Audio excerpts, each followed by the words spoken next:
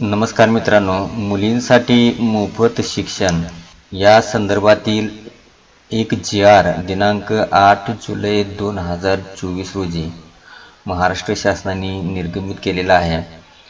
या जी.आर. नुसार मोफत शिक्षणासाठी कोणत्या मुली पात्र आहेत, याशिवाय कोणत्या विद्यालयातील जे शिक्षण आहे हे शिक्षण शुल्क माफ केलं जाणार आहे याची माहिती आज आपण या व्हिडिओमध्ये पाहणार आहोत। त्यापूर्वी या चॅनलवर तुम्ही नवीन असाल तर अशाच प्रकारच्या नवीन माहितीसाठी KT डिजिटल मराठी या यूट्यूब चॅनलला तुम्ही नक्की सबस्क्राईब करून ठेवा, जेणेकरून तुम्हाला अशाच महत्त्वपूर्ण अपडेट भेटत राहतील। चला तर मित्रांनो, व्हिडिओला सुरुवात करूयात।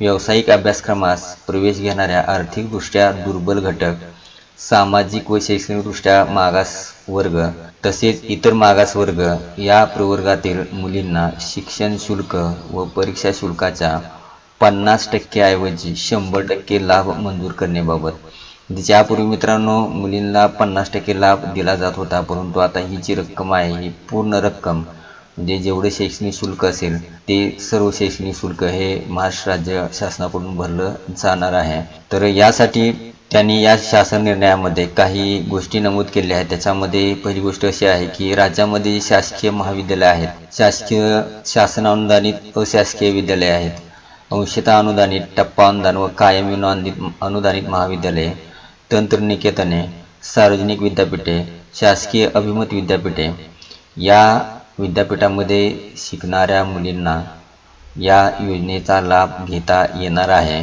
तर मित्रांनो, एक गोष्ट इथं महत्त्वाची अशी आहे की खाजगी अभिमत विद्यापीठे आणि स्वयंअर्थसहाय्यित विद्यापीठे आहेत, या विद्यापीठामध्ये शिकणाऱ्या म्हणजे खाजगी अभिमत विद्यापीठामध्ये आणि स्वयंअर्थसहाय्यित विद्यापीठामध्ये ज्या मुली शिक्षण घेत आहेत त्यांना मात्र या योजनेचा लाभ जो आहे हा लाभ घेता येणार नाही। त्याच्यानंतर मित्रांनो, कॅपमधून ज्या मुलींची किंवा ज्या विद्यार्थिनींची निवड झालेली आहे या मुलींना व्यवस्थापन कोट्यातील व संस्था स्तरावरील प्रवेश वगळून, म्हणजे जो संस्थेचा ठराविक व्यवस्थापन कोटा असतो त्या कोट्या व्यतिरिक्त जे ॲडमिशन झालेत, ज्या मुली तो कोटा सोडून व्यवस्थापनाचा इथं प्रवेशित झालेल्या आहेत अशाच मुलींना या योजनेचा लाभ घेता येणार आहे।